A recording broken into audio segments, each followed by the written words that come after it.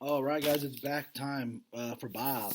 Uh, let's check out where we were before, right? Let's set our mental bookmarks here in our brain. Let's flip back so we can make sure we know what we're talking about today. Last time we read from The Park all the way up to Gift is where we were at. Um, so The Park is all about, if you remember, that's where our buddies are, right? That's where Ruby and Ivan are. That's where Julia's dad works. Um, so yeah, they went to visit there. Um, what else? I'm just going through. That's what I always do, right? Oh yeah, Bob starts talking about his inner wolf, right? Because he was saying that he was part wolf since he was a dog. Um, and then he goes and meets Kimu, which is the wolf, right? So he's talking to that wolf Kimu, talks to him a little bit, talks to Mitch the mockingbird a little bit. Um, him and Kimu are kind of going back and forth. He's saying he's a little bit afraid of Kimu. He say the way he growled, and the way he looks at him, he's kind of scared of him. Um, but he's just one of his friends that he meets there. Um, the next chapter goes into talking about what it looks like there, right? Is that you can see that there's kind of walls in between.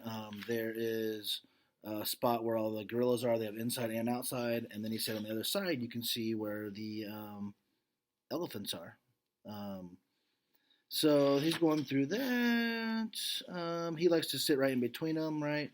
So he can see both of his buddies, of course. And we haven't met them yet, right? Hopefully, we're getting there. They're there, but we haven't talked to either of them yet. Um, and the last thing is all you talking about. Ivan's address is Gorilla World, and Ruby's is Elephant Odyssey. So again, you can tell it's kind of that zoo kind of park name for where we're at. And he also tells us that he lives, where he's been living with George and Julia and Sarah. He says he's been living there for a year now, and he even has his address. So for Bob, that's a little bit strange, right? That he um, it's kind of crazy that he's staying there. And the last thing Bob said, guess I don't want to get too comfortable. But he's been there a year now, right? And he's not this wild, crazy dog maybe that he says he is, but now he's got Julia, right? And George and a family, and he's got Ivan and Ruby still. So, all right. The gift, again, was the last thing he was talking about, how great he smells. And for Dog World, that's probably pretty nasty. Uh, but he's talking about girls and elephants have great noses, and he has a great nose. But he also takes pride in how stinky he is. All right. So, all right, here we go. We're going to pick up with a chapter called Ivan. Here we go. Ivan gets to me first. Bob? He knuckle walks up the hill. Knuckle runs, actually, and he looks glad to see me as I am to see him. It seems like I've known Ivan forever, and yet every single time I see him, I feel kind of odd. He's so powerful, so huge. Like this magnificent silver mountain that just happens to be my best buddy. Hi, Ivan, Julia calls, waving. He cocks his head and makes a soft belch, which is gorilla for I'm happy. Maya calls out to Julia from the door to the gorilla's indoor space. Maya's a zoologist, which is a hoity-toity way of saying she has a thing for animals. It was Maya and a lot of other good folks who helped Ivan get and the rest of the mall animals moved to better places. Remember her? She's the one that put him in the cage and the marshmallows and the mangoes to get him to come to the zoo. Julia unhooks my string and gives me a stern look. No funny business, you, she says, and kisses me on the head. And stay out of sight. Ivan sidles up close to the stone walls you can get. I was worried you wouldn't come today, he says. Weather and all. Another hurricane, I say. It's freaking everybody out. Above me, magnolia branches sway. Leaves rustle and shiver. Even the trees seem uneasy. What's new? Ivan asks. He lies back in the grass and wriggles contentedly, scratching an itch, no doubt. Not bad. Had a weird dream last night. I pause. You were in it. And me, and Ruby. And Stella, too. Ivan gazes at the darkening sky. Stella? he says. Now there was a great friend. Classiest elephant you'll ever hope to meet. The best, I agree. I miss the old gal. We fall silent. All good with you? I ask after a moment. No point in dwelling on sad stuff or bad dreams. Kenyani's getting on my nerves a bit. Ivan, do this. Ivan, do that. But she means well. Kenyani's Ivan's lady friend. Girlfriend? I've never been sure what they call it in Gorilla. Kenyani doesn't really approve of me. She thinks I'm a bad influence on Ivan. I think she's right. Ivan is 400 pounds of pure power, but Kenyani is 400 times scarier. Trust me, I've seen her in a bad mood. I've also seen her teeth make mine look like toothpicks. Ivan and Kenyani don't have kids, but they're a bunch of baby and juvenile gorillas hanging around. They call him Uncle Ivan, and he puts up with their antics. Ivan's always been a good sport. If I had a gorilla toddler hanging off of me, I'd be tempted to use my toothpick teeth. So we're getting a little more about this the family, right? If you remember Kenyani from the other story, remember that's who we got to meet here at the zoo, or at the park. So now they're talking about all the little babies running around, even though they're not theirs. But here's the next chapter, marriage. Uh-oh. Ivan and Kenyani are a lot like George and Sarah, as far as I can tell. They grumble. They cuddle. They help each other. They tease each other. Sometimes it looks pretty nice. Still in all, when I smell love, I almost always smell worry. Seems like they're tangled together so tightly, they never unravel. There's a reason I avoid all that mushy stuff. One big difference I noticed between the two couples, Ivan and Kenyani enjoy eating bugs off of each other. George and Sarah, not so much. Tiny but tough. Ivan always seems like nothing scares him. Not even Kenyani, who scares the heck out of me. On the outside, I suppose that's how I look too. Tiny but tough. But inside, well, sometimes no matter how hard I try, I can't find the guy to save my life. It's like he's cowering in some corner of my heart. I hate when that happens. I hate that I'm not the guy my friends think I am. The guy the world expects. I keep waiting for things to go bad on me, worrying that my nice day, tidy little dog life, will blow up in my face. I think George is a worrier too. He'll get up in the middle of the night and head to the kitchen sometimes, his old slippers scuffing on the wooden floor. I always hear him, always join him. When he opens the fridge, the light spills out like maple syrup on a hot pancake. Wonderful scents drift my way. Leftover meatloaf, stinky cheese, expired yogurt that sometimes might as well eat someone like me. And it seems like the dog is the safest bet. The smell rains around me, and yeah, my tongue starts hanging out, and I nudge George's PJ'd leg. Can't sleep either, huh? He'll say. Or maybe, I can't tell if you have insomnia or just a very acute sense of smell. Both, actually. Insomnia means you can't sleep, right? So Bob has both. Can't sleep and he smells all that food. I wait. He usually makes himself a PB&J with a banana, which is good with me because the crusts are where you really get that fun chew factor going. Now and then after we eat, we sit on the back porch and George scratches my ears, especially my right ear. It's my favorite. I understand his worry, I think. George works so hard. His wife was really sick for a long time, and he loves his daughter so much. Sometimes when Julia climbs on the school bus, I'll watch George watching her. All that caring and concern is painful to smell, especially in the briny scent of the stray tear he'll flick aside with the back of his hand like sea spray. More than once, George and I have dozed off together.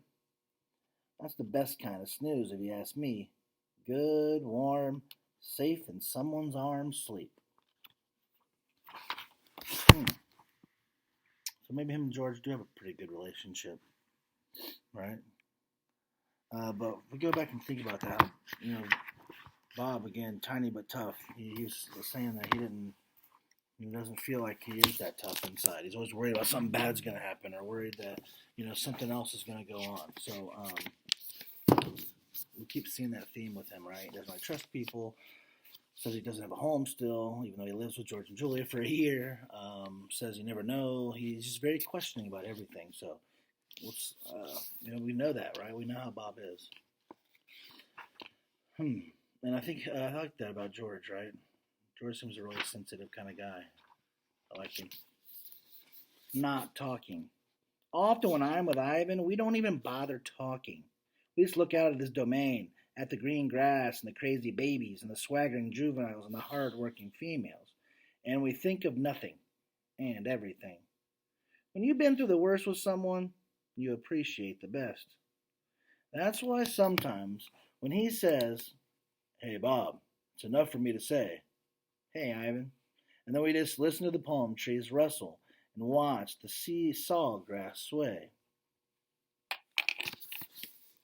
Brave. Once we were still in the mall. I told Ivan how brave I thought he was. The way he put up with everything that happened to him and never stopped being a good guy. Ivan just looked at me, cocked that big old head of his, nodded a bit. "That's not brave, Bob," he finally said. "That's just knowing that what I can't change."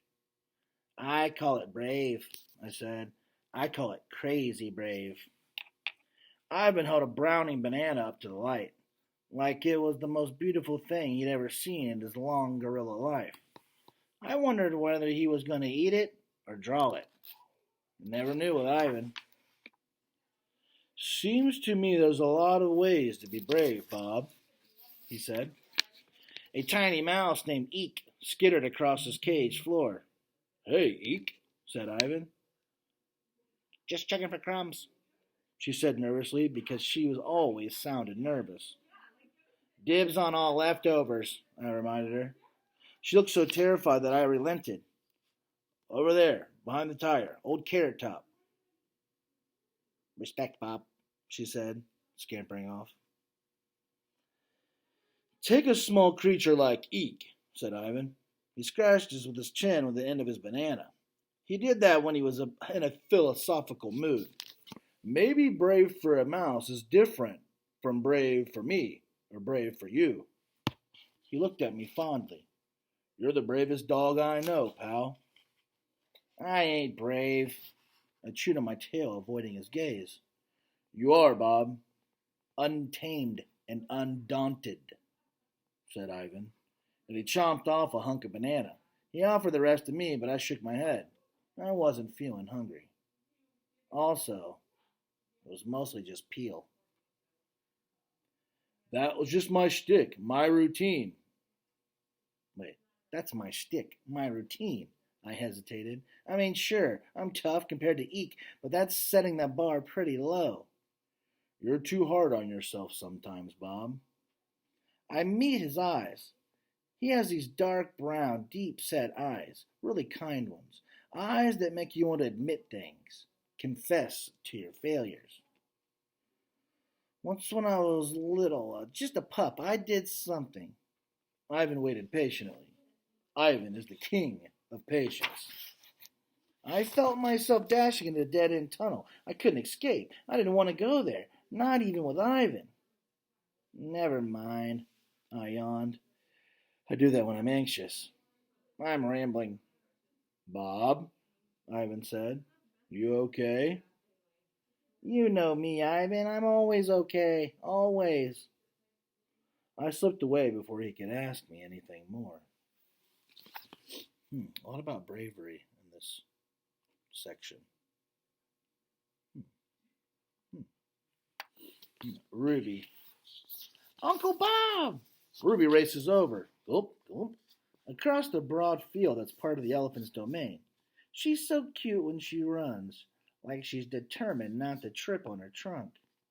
Ruby adores me. I make her laugh. I read the room. I lighten the mood.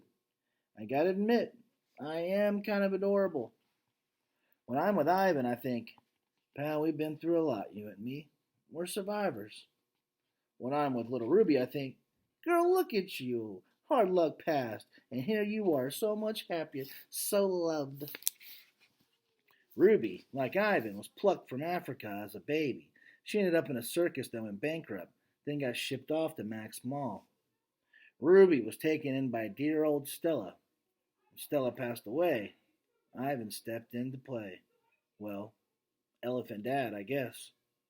I did my part too, not because I felt like I had to. Just made life easier. Elephant toddlers are a handful. You think humans are bad? Try putting a 200-pound baby elephant in time out. That would be kind of difficult, wouldn't it? Ruby's family.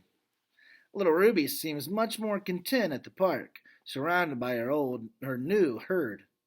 Old and young in between, they spoil that adorable pachyderm like you wouldn't believe. She deserves every minute of it. Kid had a rough start. Seems elephants hang out in packs of females. Now that she's at the park, Ruby has adoptive sisters and aunts and grandmothers galore. In the wild, the elephant guys head off once they're old enough and do their own thing. Sometimes I lose track of who's who among the elephants because they're always taking mud baths, scrambling their smells. By the way, what kind of animal actually likes baths? Mud? Sure. Alright, we're going to stop right there. A couple things from this section I think pops out is first of all, we got to see our buddies again, right? Ivan and Ruby. But a lot about bravery in this chapter. I think that's some foreshadowing. We talked about that in class. Foreshadowing is like where something happens and you think, oh, that's going to come up again, right? Or that's going to come up again in the story. Just like the promise from Ivan, right? He made this promise. What's going to happen? What's he going to do? And then he did it, right? So this bravery thing keeps coming up now with Bob. He doesn't think he's brave, but Ivan thinks he is. So, yeah, that was a good section. All right. I hope you enjoyed, and I'll see you next time.